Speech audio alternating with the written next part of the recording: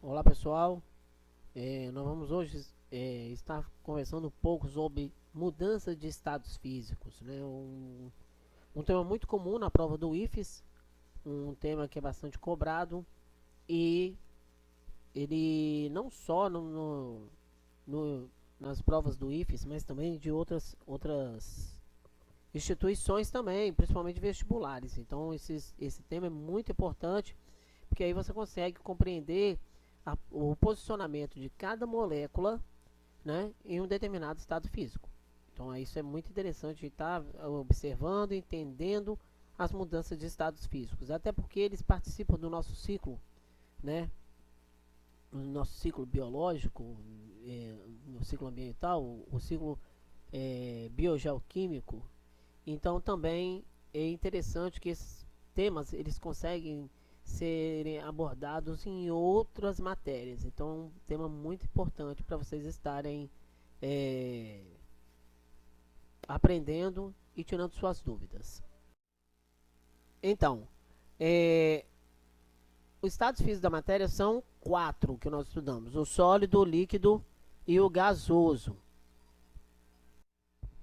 E temos também o estado de plasma. Então nós vamos estudar as mudanças do estado físico no ambiente, né, como acontece no nosso dia a dia, e vamos falar do plasma no final dos slides. Então o último estado físico que nós vamos estudar é o plasma, nós vamos estudá-lo à parte. Então o comportamento que nós temos aqui na atração das moléculas é o seguinte: então do sólido, líquido e gasoso. Então, quando você passa de sólido para líquido, de líquido para gasoso, você está aumentando a temperatura, certo? Então, quando você vem de gasoso para líquido e de líquido para sólido, você vai estar diminuindo a temperatura, que nós chamamos de processos endotérmicos e exotérmicos.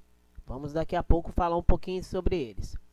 Então, quando você tem o estado sólido, o que acontece no estado sólido? As moléculas estão bem atraídas, bem juntinhas umas da outra. E aí eles passam a ter uma coisa interessante.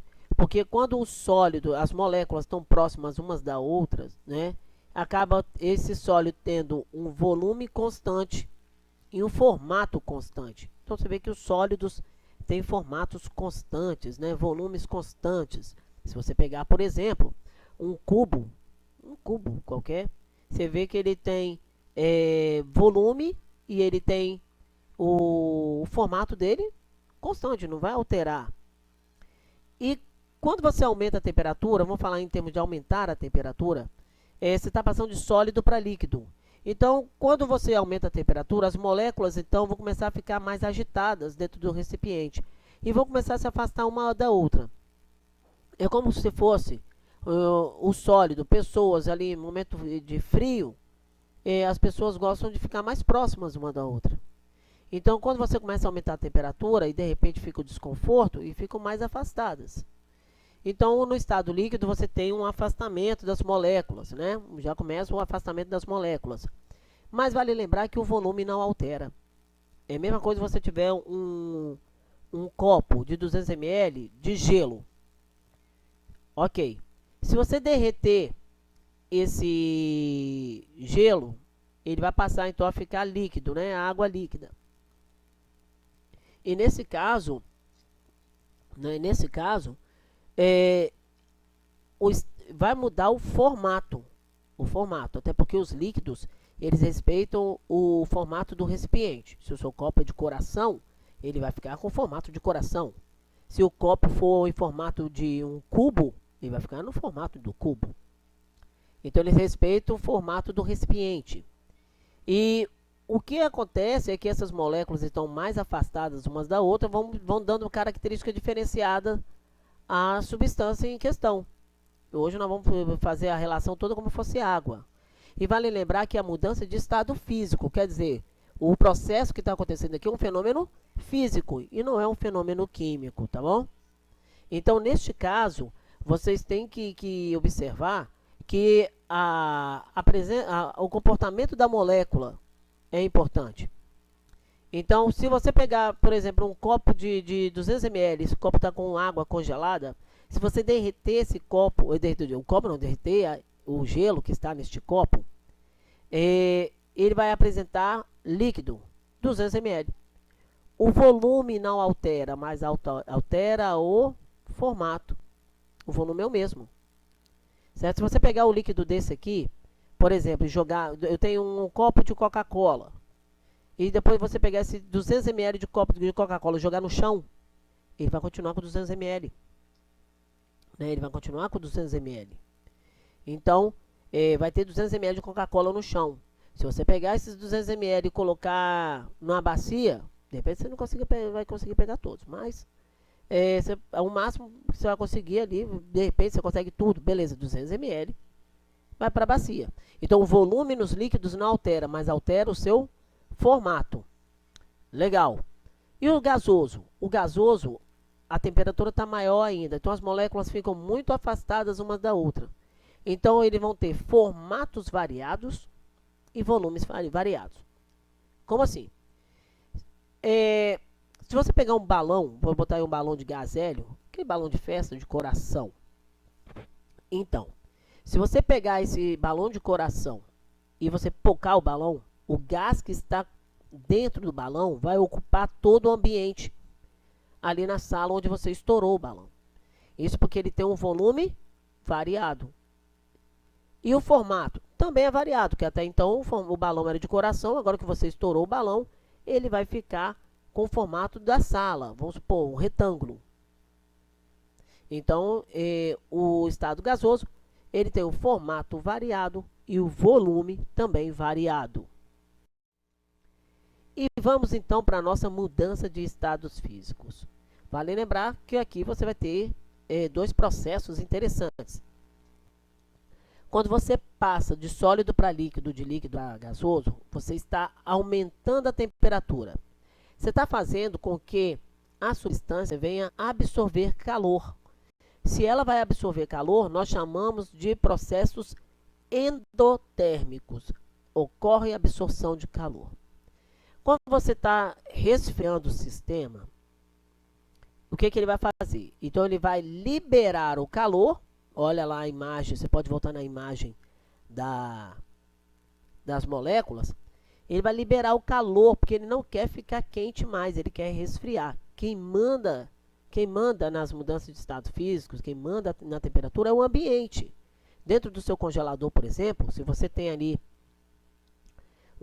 uma água, se você colocar essa água dentro do congelador, ela então vai fazer o quê? Vai passar a liberar calor para esse ambiente. E o ambiente vai fazer assim, ó, me dá o seu calor, água.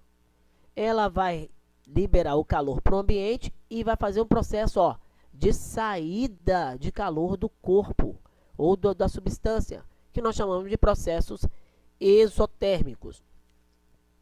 Toda vez que você absorve calor, que você está ganhando calor, nós falamos que é positivo, né? A variação da energia, por isso esse ΔH aí, que vem lá do segundo ano, não se preocupa com isso não, agora. Ele é positivo, porque ele está absorvendo calor. Quando você está perdendo, você vai ficar negativo de calor. Então, você está perdendo calor, está liberando calor. E aí, o processo nós chamamos de exotérmico. Bem, o que é interessante na mudança de estado físico? Primeiro são os nomes, né? Você tem a fusão. Vou falar então, eu vou explicar aqui do endotérmico e depois eu falo dos processos exotérmicos. Então, no processo endotérmico você tem a fusão. E o que é a fusão? A fusão é a passagem do estado sólido para o estado líquido. Isso quer dizer que as moléculas que estão bem próximas uma da outra irão se afastar. E se afastando uma das outras, vai ter então um formato diferente. A substância não altera. O que altera são os formatos, as características desta substância. Vamos supor, estava sólido e agora está líquido. Mas a água não deixa de ser água. Por isso que é mudança de estado físico e não de estado químico. Então, a fusão é a passagem do estado sólido para o estado líquido.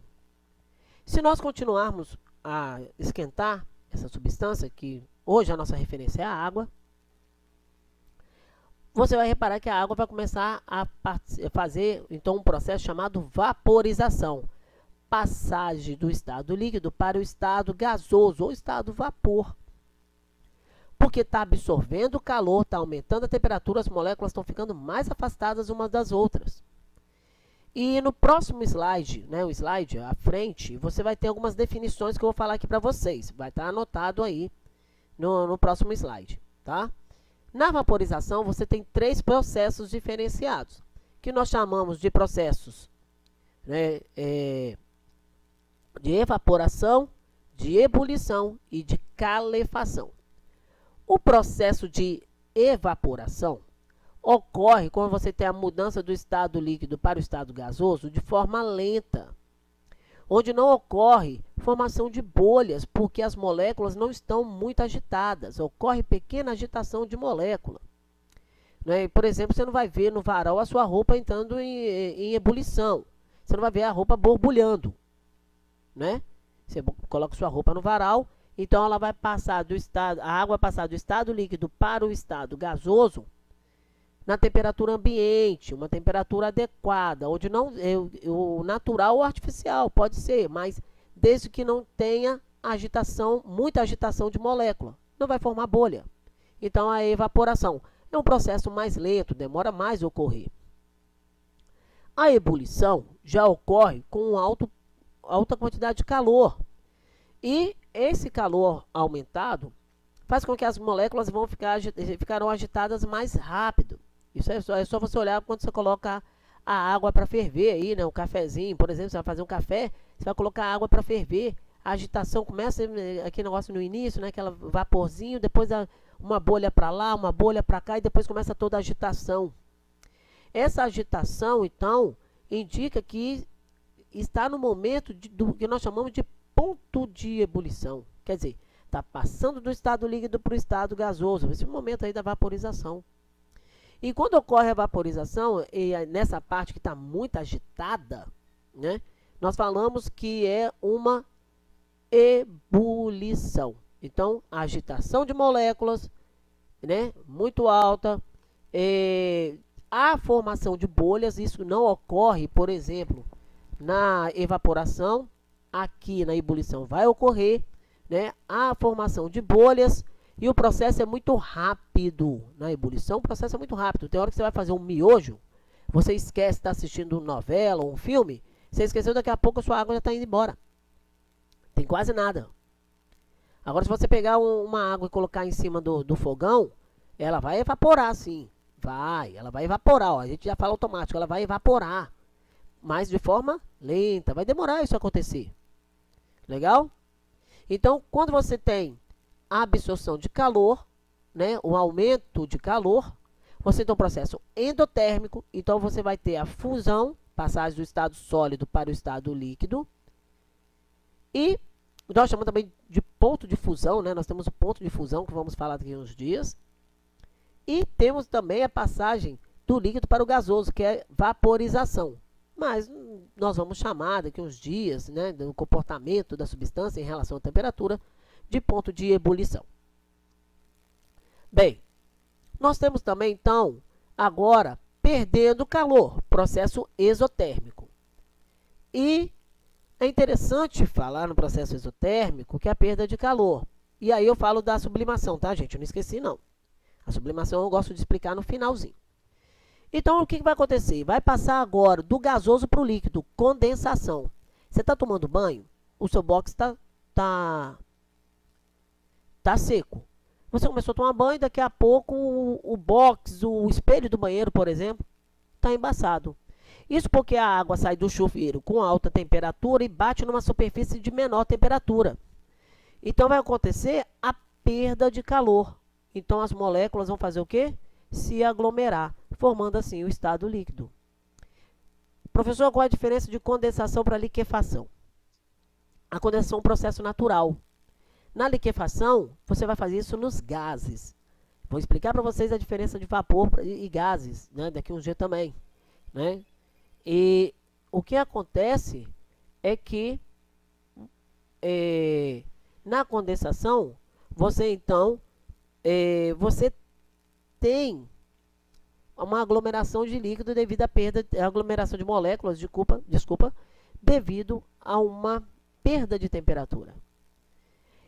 E do líquido para o sólido, solidificação, que também é uma perda de calor causando uma aglomeração. Então, o líquido vai perdendo calor, as moléculas vão se aproximando e vão ficando sólidas, que é o caso da formação do gelo. Na sublimação, você está vendo que tem duas setinhas, tanto do sólido para o líquido, como do sólido para o gasoso, como do gasoso para o sólido, né? Mas por que isso? Ele ocorre nos dois processos. E temos exemplos para isso. Ele não passa pelo estado líquido. Por exemplo, a naftalina. A naftalina é sólida e quando você coloca no ambiente lá, que ela é muito usada para espantar insetos, né? E você coloca no guarda-roupa, por exemplo, tem gente que gosta de colocar isso no guarda-roupa, fica um cheiro na roupa insuportável. Então, o sólido vai passar para o estado gasoso, ela vai evaporando, né? Vai assim, evaporando não, né? Na verdade, vai ocorrendo a sublimação. E ela passa do sólido para o gasoso, mas não passa pelo estado líquido. Você não vê derretido. Ou então, por exemplo, é muito comum você ir numa festa e aí você tem aquele gelo seco. O gelo seco, na verdade, o que acontece com o gelo seco? Ele passa do estado gasoso para o estado sólido a menos 78 graus Celsius. Precisa ter um refrigerador adequado para isso. Mas quando você faz esse processo, o gás, o gelo seco é um gás chamado CO2, o dióxido de carbono, ele passa de gasoso para o sólido sem passar para o líquido, porque senão ele não ia demorar muito para fazer esse processo, se ele passasse pelo líquido. A formação das nuvens também, se você reparar, a água evapora, forma gases. E aí, para formar as nuvens, que são gelo, né? Você fala, as nuvens são gelo. Então, é do gás para o sólido, porque senão ia chover o tempo todo. E aí a gente não teria um período de estiagem. Até nisso a natureza é sábia. E quando você está lá no processo, como eu falei, da naftalina, a naftalina é um processo, na passada do sólido para o gasoso, um processo endotérmico. Tudo bem, pessoal? Até agora eu acho que está tudo bem, tudo tranquilo. No próximo slide nós vamos ter a definição, né, dos tipos de processos que ocorrem dentro da vaporização. Então, dá uma lida ali legal, tá? E eu esqueci de falar, vocês me desculpem aqui, faltou a calefação. Desculpa aí, a calefação, ela está dentro do processo de vaporização.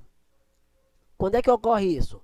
Você vai passar roupa e você quer saber se o ferro está quente? O que você faz? Você passa a língua no dedo e fica batendo na superfície do ferro. Aí dá aquele barulhinho assim, ó. Tss, tss, tss.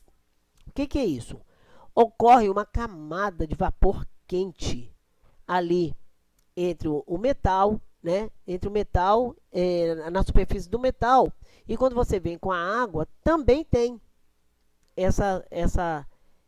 ocorre essa diferença, né, de calor muito alto e a água muito baixa. Mas no meio deles tem a camada de vapor que não deixa chegar a tempo. Né? Essa água é evaporada até antes de bater na superfície. Aí fica assim, ó. Tss, tss, tss, tss. Se você virar um ferro de cabeça para baixo, com toda a segurança, e colocar uma gotinha de água, você fica brincando né, um pouco mais de água, você fica brincando com a água passeando sobre a superfície do ferro, que ela não encosta no ferro. Essa camada de calor, de vapor, né, que é a calefação, não deixa a água encostar. Tudo bem? Então vamos para o nosso próximo slide. Bem, então você tem agora aqui uma coisa muito interessante, é depois desse slide, tá, gente? Desculpa aí, depois desse slide, vocês terão uma definição sobre a vaporização, os processos de vaporização. Nós temos uma coisa chamada mapa mental. O mapa mental é muito bom para vocês estarem estudando. Qualquer coisa eu faço um vídeo mesmo, daqui uns dias vocês estarão recebendo vídeos, eu dando aula no quadro mesmo, de como fazer um mapa mental. Então tem um mapa mental das mudanças de estado físico. Então tem a definição de cada um deles e os desenhos aí. Isso vale muito a pena. Vale lembrar que o processo de fusão e vaporização são processos endotérmicos. Solidificação e condensação, né, quando ocorre a perda de calor, nós temos os processos exotérmicos, e que a sublimação equivale tanto no processo endotérmico quanto no processo exotérmico. Então, pessoal, o plasma, ele é o quarto estado físico da matéria. Então, você tem sólido, líquido, gasoso e o plasma. Mas por que ele não entra lá no desenho, né? No nosso desenho? Tá, ele não entra no nosso desenho por um motivo simples. É porque ele está depois do gás. Então, quando você tem esse gás, né? No caso aí do globo de plasma, que este gás que é usado aí é o gás neônio, né? Neônio, ele é um gás eletrizado. Então, esses elétrons são arrancados, né? Devido a uma grande quantidade de energia. E forma, então, esse plasma. Para você analisar o plasma, na verdade, é o meio do globinho, tá? Onde está saindo os raios. Então, na imagem aí dá para ver legal. Eu gosto muito dessa aula, essa aula no escuro, né? Essa aula eu explico no escuro. E aí você vai ter lembrar das TVs de plasma, né? Que hoje é muito usada para a formação de imagem. Então eles são eletrizados, né? Esse gás é eletrizado, ele está acima do gás do estado físico. Então a temperatura também muito alta, né? Tem que ter uma energia muito alta para que ocorra a formação do plasma. Hoje o plasma é muito usado na televisão, né? Nas telas de computadores, celulares e outros eletrodomésticos. E eu gosto muito de usar no globinho aqui, né? Esse globinho é muito legal, de fazer muita coisa boa com eles. Então, se você tem dúvida, tá? Se você tem dúvida, você pode tirar dúvida comigo no Instagram, @professor Valdetaro Química, ou no Facebook, Fernando Valdetaro. Adiciona lá. Lembrando também que esta aula vai estar lá no canal. Eu tenho várias aulas lá em slide de voz, por enquanto, e vai estar lá no canal do YouTube, Fernando Valdetaro, beleza? Então se inscreva no canal, dá aquele joinha, um grande abraço e até a próxima.